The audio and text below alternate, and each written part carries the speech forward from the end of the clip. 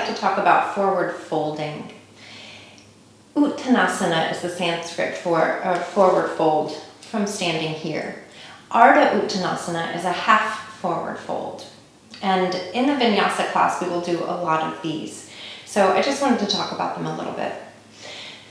And I'm using blocks today, or at least for right now, just to show you a little bit more about the alignment.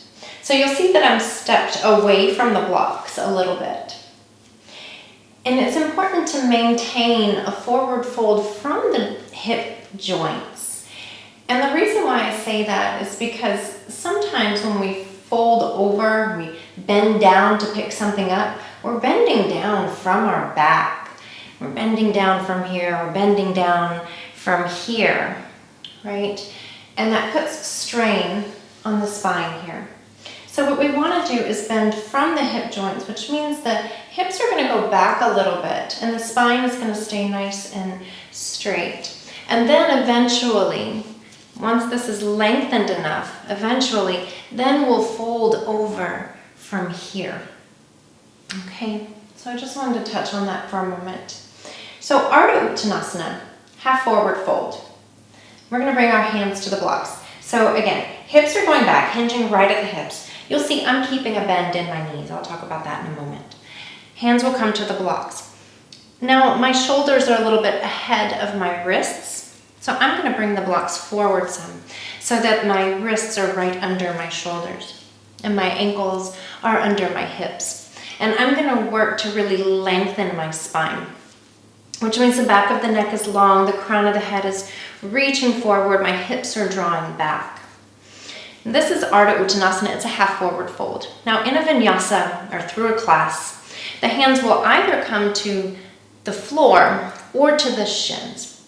So again, if you're really straining to reach the floor and kind of rounding the back, we're going to take the hands to the shins, reach the heart forward, that way we can really flatten out the spine. And then eventually from here we'll be able to fold over a little bit more. From here we're going to come all the way back up. Let's take the hands to the hips and rise. Okay. So I've been working with my forward folds a little differently lately. I do have a bit of a curve in my spine, but I also have some tendon issues on this leg, my right leg with my hamstring.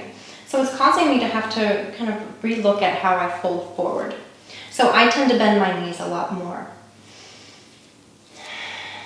If you are really flexible, some people are really flexible. They can keep really straight legs, they can fold right over and touch the floor. I'm going to say, do your thing.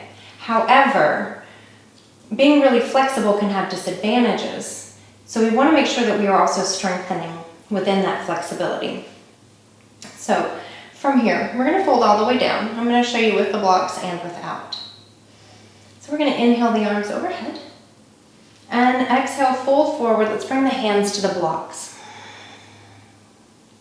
This is Ardha Uttanasana. Press down through the heels. Reach the heart forward. Shoulders move away from the ears. And then as you exhale, I'm going to bend my knees even more.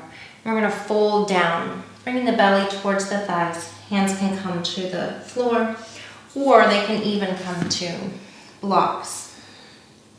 And then that Ardha Uttanasana again, flattening out the spine, hands to the hips, and come all the way up.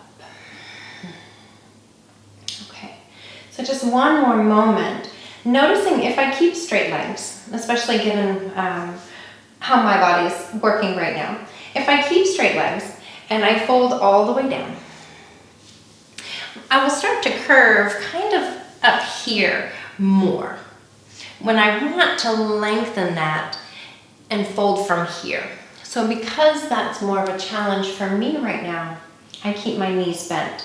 And then over time, the legs will start to straighten more. And the mechanics of the position will start to lift up a little bit more. Okay, so we're all in our own bodies, we're in our own practice, and we're figuring this thing out. So I can give you direction, I can give you tips and pointers. It's really important that you come to know your own body and that you work within your own I don't want to say limits. But sometimes we do have physical limits. But it's becoming more aware of who we are, how we move, and how the body feels. So, okay, that's all I have to say about that.